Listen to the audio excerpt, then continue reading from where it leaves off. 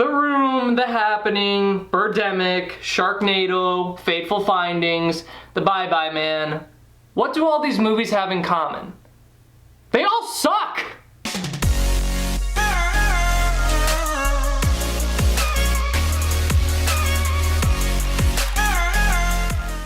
All of those movies I just listed before are completely and utterly flawed in every way that is traditionally possible. Bad acting, incompetent writing, low production quality, and just complete and utter ignorance are riddled through those movies from beginning to end, and yet we love them. Hi. Can I help you?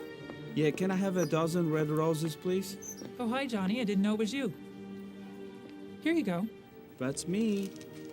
How much is it? It'll be $18. Here you go. Keep the change. Hi, doggy. You're my favorite customer.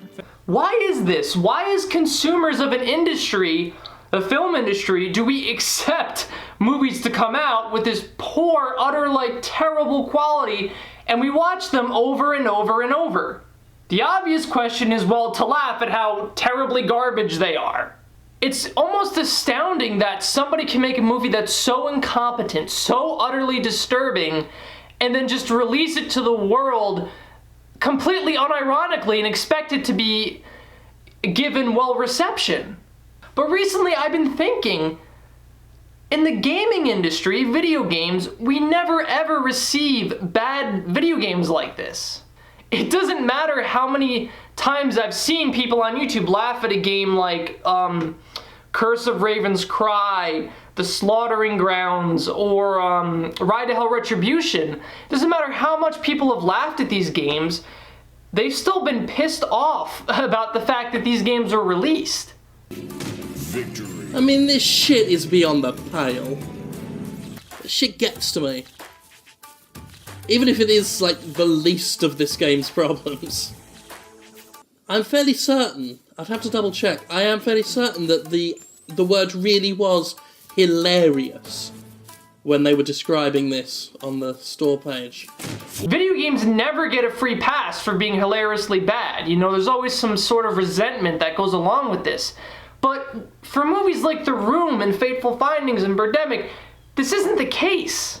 So I've been racking my brain for the past couple days, and here are some of the reasons why I think that video games are prevented from having this kind of hilariously bad success, whereas movies thrive from this sometimes.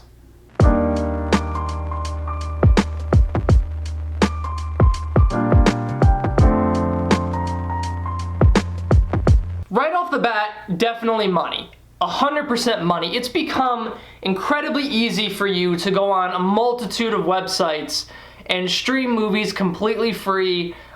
These streaming sites have these fantastic libraries. While, it's not exactly friendly to the industry, you can, find anything that's been made in the past 20 years, maybe even farther back, on these sites, completely free of charge.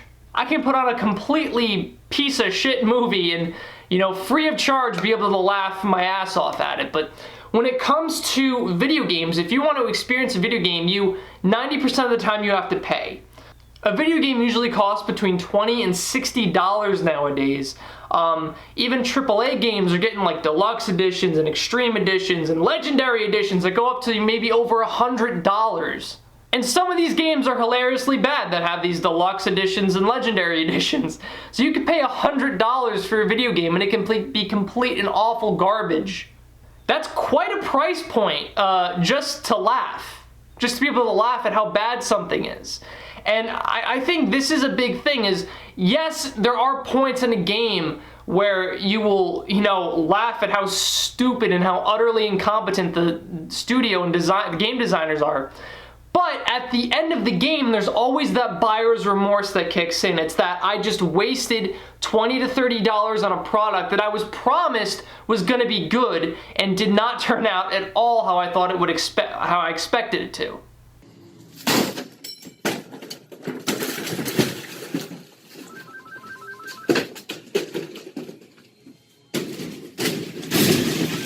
Basically, when you're paying that much for an experience, you want it to be enjoyable. And with movies, if you stream a movie for free and you sit back with your friends and you have a few drinks and you laugh at how incompetent that director was, there is no remorse that goes into that. It's just a good time. But if I paid $40 for a game and it's a complete train wreck, I'm gonna be pissed off.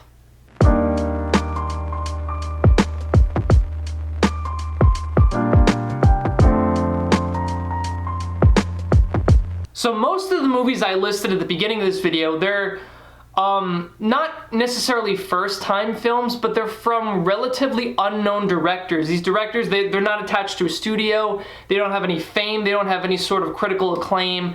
They're just regular people that had money and decided to make a movie. There's no innate power attributed to them, and there's no expectation for success attributed to them. Their movies aren't part of any series, or like, for example, it's not like Call of Duty 12 or like, you know, I don't know that there's been 12 Call of Duties, but you know, you haven't experienced Call of Duty 3, 4, 5, and 6, so you don't have an expectation to go on. Call of Duty 12? I'll take it! Like, you're just seeing like, oh, who's this guy? This guy's awful. You know, other than M. Night Shyamalan, who did have a good early career, these directors don't really have anything to hold them to a standard.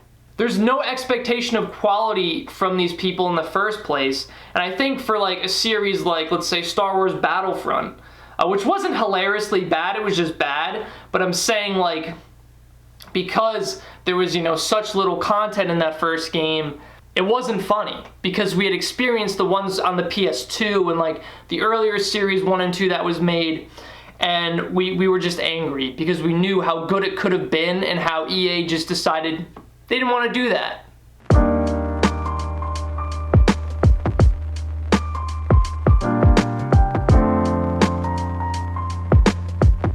Very similar to that point, we have a certain expectation from our video games. Not to throw shade at movies or undercut what movies are doing, but there is a lot of consideration and, you know, attention to detail that goes into buying and following a game through its development.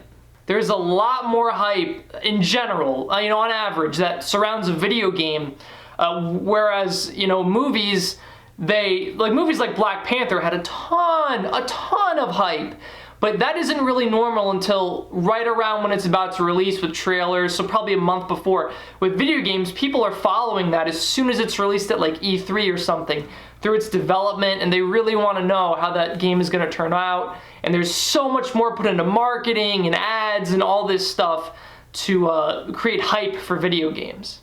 I think it's because of this hype and this expectation that's put into video game releases that when we get something that we expect to be good and it's not, ooh boy, there's a lot of disappointment that's attributed to that. Whereas we get a movie that was only really hyped for maybe, you know, 4 to 2 weeks, we don't have that, you know, godly expectation put into our head as much.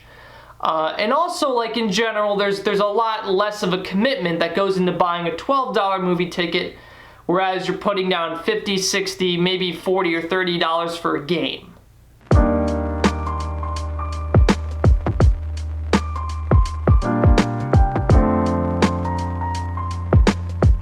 One point that almost went completely over my head also was the concept of time. Think about it, on average, a movie will maybe be like an hour 40 to hour 50. A lot of movies are like around 2 hours. I've heard of some that go up to 2.5. The longest movies I've heard of are like 3 hours long. 3 hours, it is a long time for a movie, but if you think about that, compared to video games, that's not long at all. Nowadays, I feel like a lot of games only take up between like 4 to 10 hours of your time, and that's just the story mode, if there is a story mode. Multiplayer games can go on and on and on and on as much as you want to play them. Longer story modes take 15 to 20 hours sometimes. I think when I played Valkyria Chronicles 4, which by the way is a great game, I'm not looping that into the bad games category, that story mode took me, I want to say like 40 hours. And I took my time, but like 40 hours to complete. And keep in mind, this is 20 hours, that's not an enjoyable amount of time. Like, there's poor game design that goes into it, and you know, you're not enjoying yourself. Even though you might sometimes be laughing at how stupid mechanics look, or how sometimes the animations or the designs or the textures look terrible, it's not a pleasing amount of time. This results in a feeling that makes you feel like you've just wasted your life away, and that 20 hours of gameplay was just not, there was no justification for it. You've got nothing out of that. And I feel like with movies, it's a lot shorter of an amount of time. It's like, whatever, we weren't doing anything for an hour and 30 minutes anyways. I got some good laughs out of it. I didn't have to spend any money. So there is kind of a positive to that. Whereas with a game, it's just kind of like, well, what did I just do with 10 hours of my life that I can now never get back?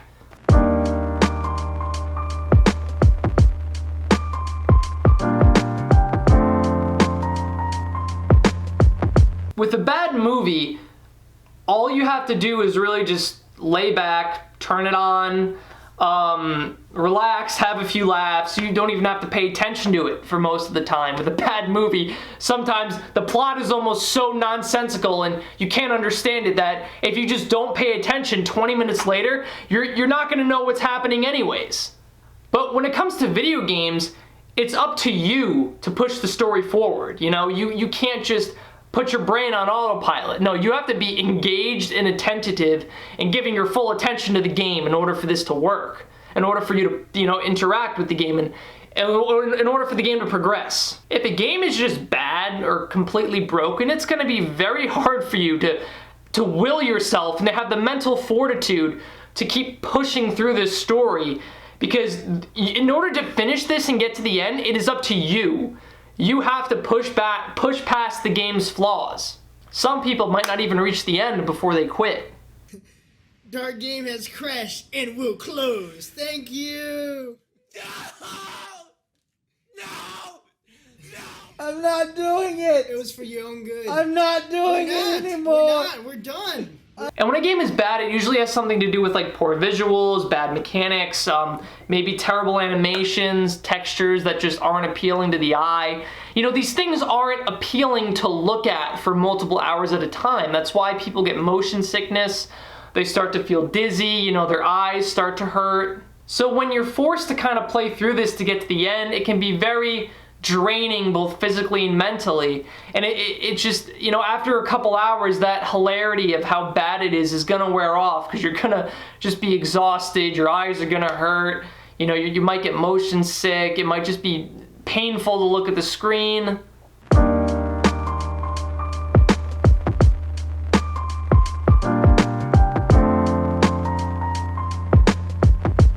Last but not least, in movies, I feel like there's kind of this hilarity that a director can just make a complete violation of human rights and then put it on a screen and show it to people and think, you know what? I did a good job. I and many of my friends cannot fathom how clueless a director can be to put an absolute garbage movie, on a screen, make the garbage movie, put it on a screen, and then think that they just made a work of art when everyone is telling them that their movie's garbage. A movie director can think he's the next Spielberg and it would be so funny, but I don't know, for me personally, when a game designer has the same attitude, it doesn't leave the same feeling with me. I always kind of get this feeling of like smugness or like arrogance or narcissism attributed with game designers and studios when they have this same kind of mentality. I think this is because designing a game usually comes from a studio with multiple people, so they're innately kind of a corporate entity. And while some video games are made by like single people, but those, the single person like developers, those are always like really bad games that usually don't cost anything. And if they are put up on a marketplace with any sort of price point, they're usually taken down. But even at that point, like if I spent money on that, I would still be angry. But those aren't the guys I'm talking about anyways. Studios and game designers together made as one studio, they're always kind of, for me at least, seen as this corporate entity with an innate sense of power and influence because they have money and they're able to make this game. This position of like corporate power and corporate responsibility to deliver a competent product for me as a consumer, it just makes it hard for me to laugh at how bad their product is, because a studio will innately take itself seriously and wants to put out good content. And yes, that's true for movie studios, But like I said, with that self-awareness that directors don't have, I don't know, it's just funny for me. And with studios, they know when their game is bad. They know. Like, you can play through a game and you're like, this is bad, but we have to put it out anyways. Look at Anthem. Look at how it happened with Anthem. They knew it was bad. They knew that the content was not there, but they were under an obligation by EA to push that out. When they take themselves seriously and they have that self-awareness, it's like, well, you knew you were putting this out and it was bad. I can't laugh at this. This is unacceptable. And I feel like because we hold these studios to that standard, it's very hard for us to be able to laugh and like accept the game's flaws and not be angry with the product that was put out. Anyways, this was just a very simple video with mainly my opinions. I haven't uploaded in a while, so I wanted to do something that would be relatively easy for me to put out. Plus, this was a script that I wrote a while ago, and I wanted to, start going through those scripts I wrote, because there were some, interesting ideas. But I hope you liked it. If you have any, interesting thoughts on maybe comments that I said, the little points I made, or if you have any other points that could weigh into this topic, put them in the comments below. I would love to hear your thoughts on the video and this topic. Thanks for watching, and I'll see you guys in the next episode of Nonsensical Cinemas! Goodbye.